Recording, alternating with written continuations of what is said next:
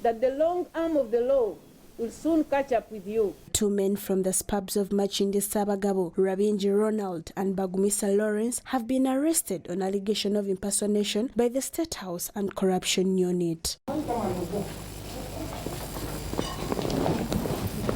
Their arrest comes as the Anti-Corruption Unit launches a renewed fight against impersonators whom they say have become a nuisance to the public. The perpetrators, however, deny committing crime and pleaded not guilty. It's like we are kidnapped because somebody takes you to the media without knowledge of it.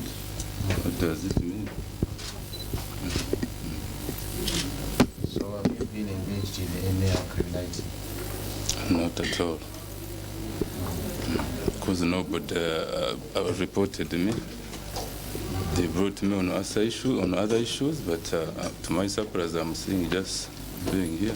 According to the deputy spokesperson Kampala Metropolitan Luke Oweyesijile, the men were arrested for taking money summing up to 3 million Ugandan shillings from a person whom they promised a person meeting with the president. Yesterday we were able to arrest one Bagumisa Lawrence and Rabinji Ronald, who was purportedly trying to extort money from one lady, and we got to know that these people were alleging that they can refer this lady to State House to meet the President of His Excellency Yoweri Kaguta Museveni, so that her problems can be solved there and there. Luke has promised that in the shortest time, this operation will lead to the arrest of so many people that have taken advantage of others. Many of the people that are victims cannot come out because probably they have issues that are going on, that are not going on well in their companies, and they fear to come out and mention such things in the face of the public. But of course, they also know that also giving bribes to anyone is criminal in nature. So they will always find it hard to report themselves that they've participated in criminal activities like giving bribes. So anything to do with the bribes, someone that gives the bribe and that one that is receiving it, in the law, they are all held. They are all looked at the same. The police has called upon all victims to such crime to bring police up to the speed with so as the perpetrators are captured. We are calling upon the public not to heed to the demands of these people. At the end of the day, they will ask money from you, of course, which is illegal, and they will not do anything about it. If you want to see the president, you can always go through the normal procedures, and of course, whenever there is an appointment, you can always meet the president, not to give in money so that you can always meet the president. So investigations are ongoing. We got to know that they were asking for 3 million shillings. We are here to know whether she had given them any money, and it's from there that, of course, we had to swing into action. They are currently, of course, recording their statements, and we are hopeful that on Monday they will be arraigned before courts of law on issues to do with impersonation and demanding money with many. Under the same operation, two pastors, Mondo and Siraje, were arrested for frauding an amount totaling to 45 billion. Sarah Nakandi, STV Select News.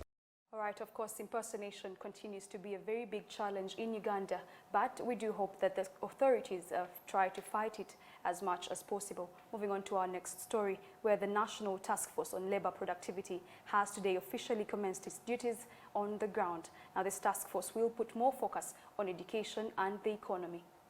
View to designing strategies that government can employ to improve on the productivity of our workforce as a country. And by the workforce, you are really looking at both the skilled and the semi-skilled or non-skilled workforce. You are looking at the workforce within the formal employment sectors and even the informal sectors. Because if as a country we are going to achieve the levels of economic development that we desire, that we aspire for under Vision 2040, for example. We have just launched the National Development Plan 3, where emphasis. That level, as far as primary school, children in primary school should be able to understand, first of all, why it is important to even have this knowledge that they're accessing, because I know that majority of Ugandans, including myself, were forced to school. The reason we are forced to school is that we don't understand, first of all, we don't connect what we are studying to what we want to be, because after all, there has not been effort in helping us understand at that level why it is, first of all, why it is important to know that we are duty-bound to make a contribution to the country and to the world, and then what we need in terms of skill and the education that we need to be able to be that productive. So, and therefore, that is for me why I think that most people are forced to school, because they don't know why they're there. It happens at primary school, it happens at secondary school, and even at university. I work with Makerere University Business School, like I told you, but what I can tell you is that about 60% of the students there don't attend class in the first 3 weeks as the semester starts. And even as they exit university, when you look at the degrees they have pursued and what they're ultimately doing, I know that the Ugandan economy is very small and ultimately will not, definitely not everybody who graduates will get an opportunity to work.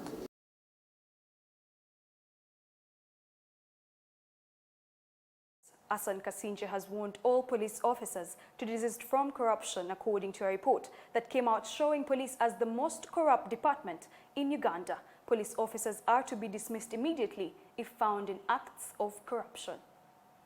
The Chief Political Commissar in Uganda Police Force, AIGP Hassan Kassinje, has warned police officers of looming dismissals from the force for anyone implicated in corruption scandals. Speaking to officers from Buko, Kwen and Kapchora on Thursday as he began his rectification and ideological orientation tour in the CP policing region, Kassinje warned that the force is now going to be strict on issues to do with corruption. Many police officers have at various police stations been implicated in soliciting for money to offer some of the services which are ordinarily supposed to be free, like the police bond, and in other cases, officers, especially those from traffic, are accused of demanding for money from members of the public before releasing their impounded vehicles, as well as to set free those implicated over several offences. Speaking to the officers on Thursday, the police chief political commissar insisted that the force will now be more strict on officers implicated in any corruption tendencies. He insisted that the police officers should reach out to communities and listen to their problems in a bid to find solutions. Kassinje says he will move around to all police units in the country to understand the conditions under which the officers are serving and bring some of their concerns to the police management for redress. This development comes after several warnings from President Museveni to end corruption among police officers. Speaking on Sunday as he met senior police officers led by the Deputy Inspector General of Police, Major General Paul Lokech, Museveni said he will not entertain corruption in the law and order enforcement body.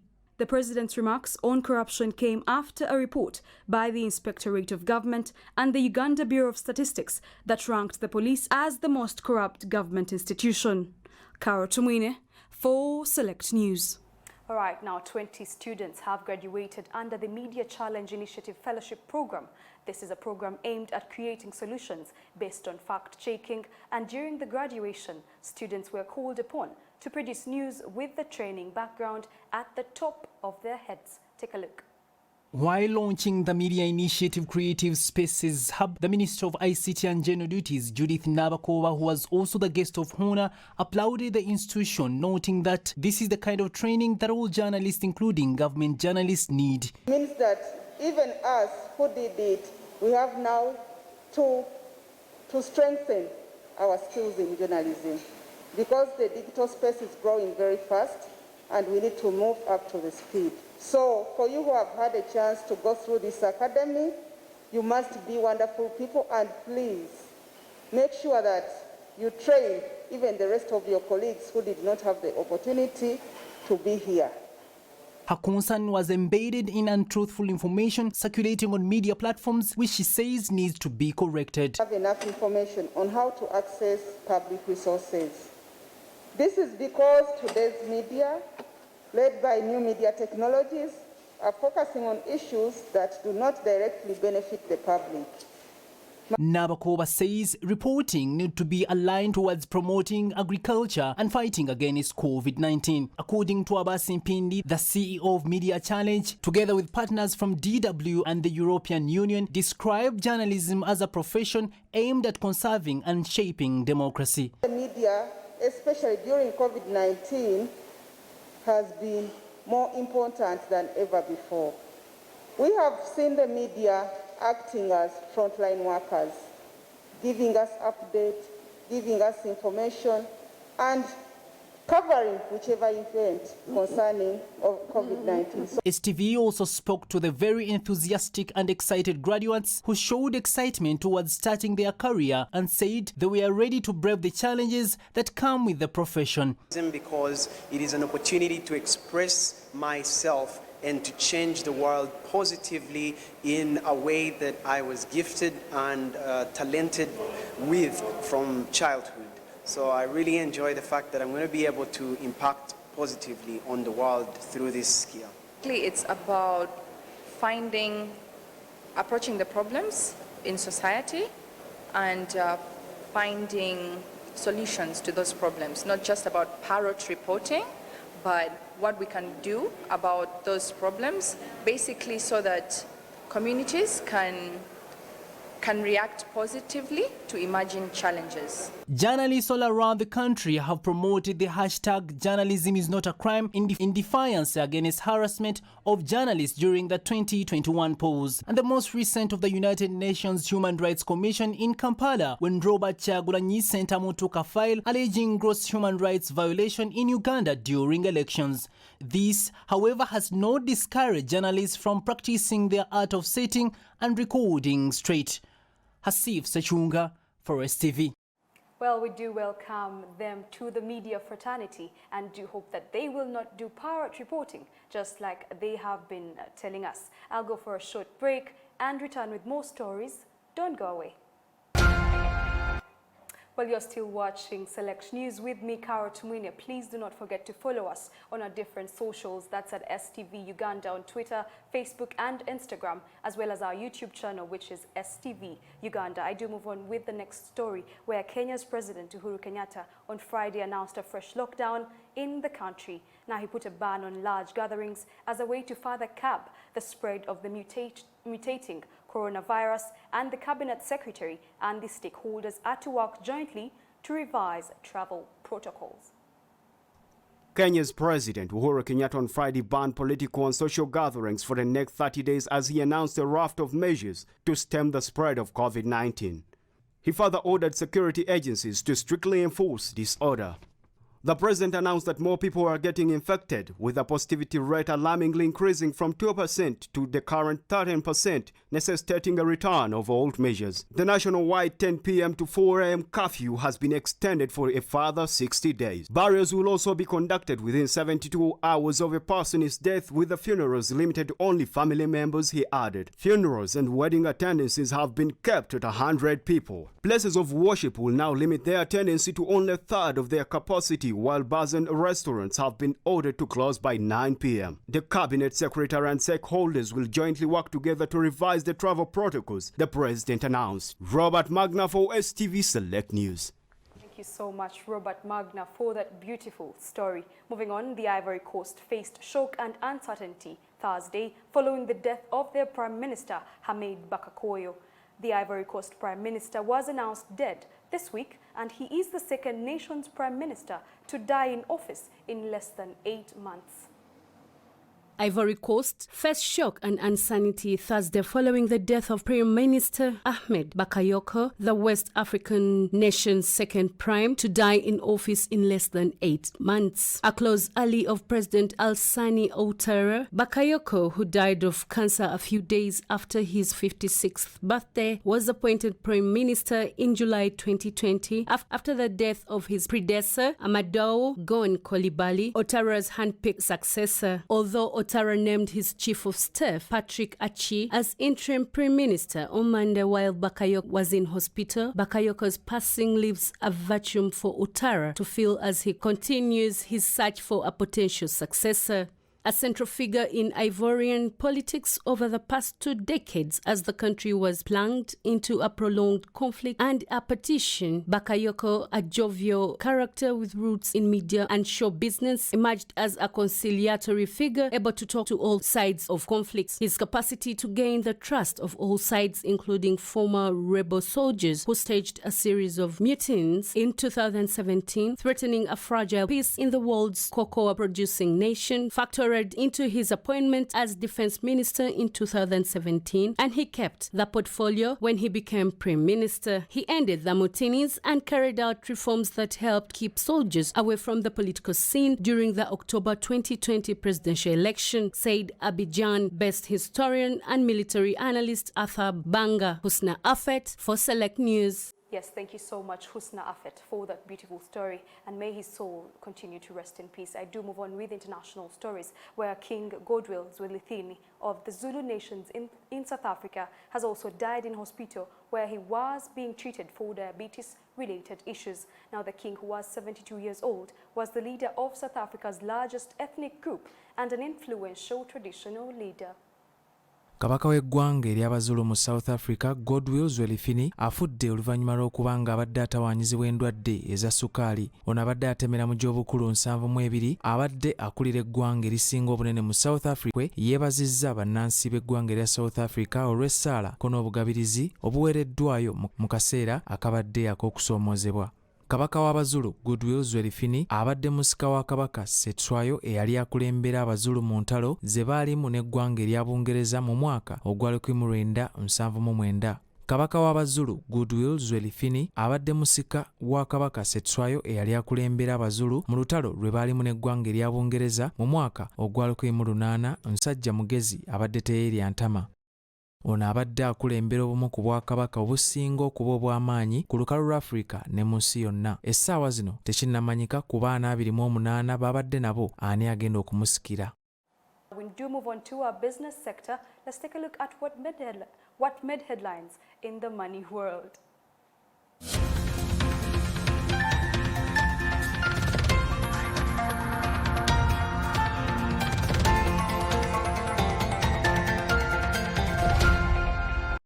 Now, the Auditor General, Mr. John Muwanga, has warned that Uganda's national debt has escalated and it threatens to overshoot the limit.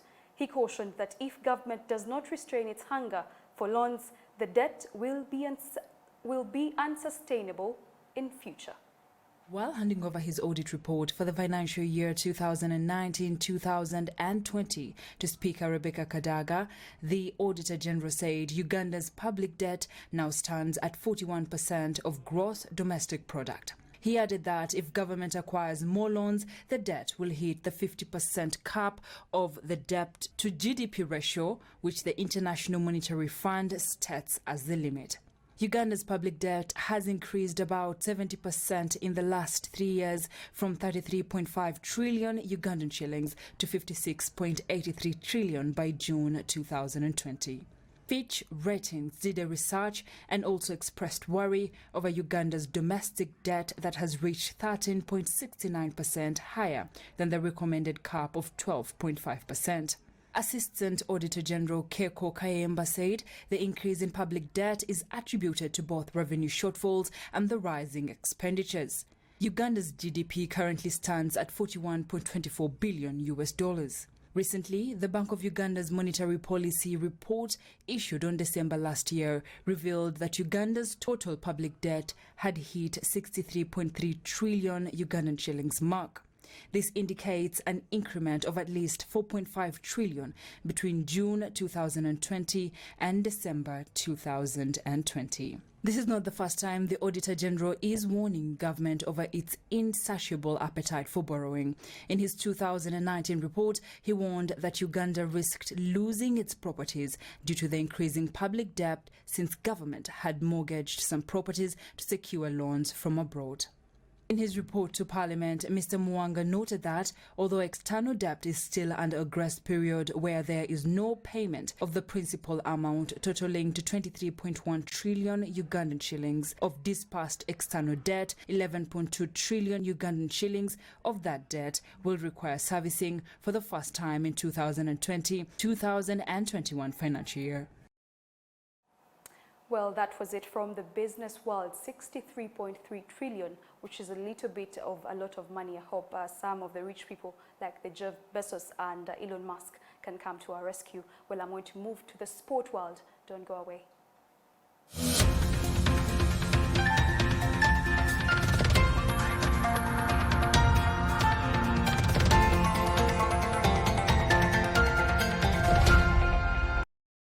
Few weeks to go for the return of the National Basketball League. The newly promoted Namuwongo-based club, Nam Blazers, has unveiled new players ahead of this season.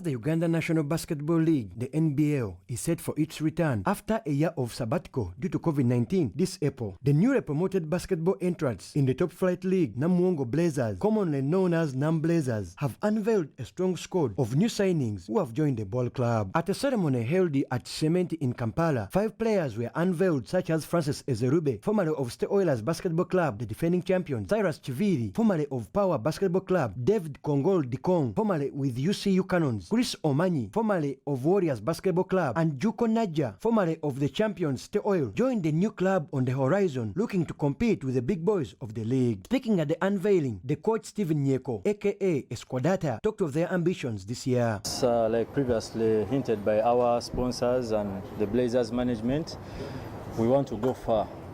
We don't want to be a mediocre team, so we had to make recruitments that will take us where we want to be.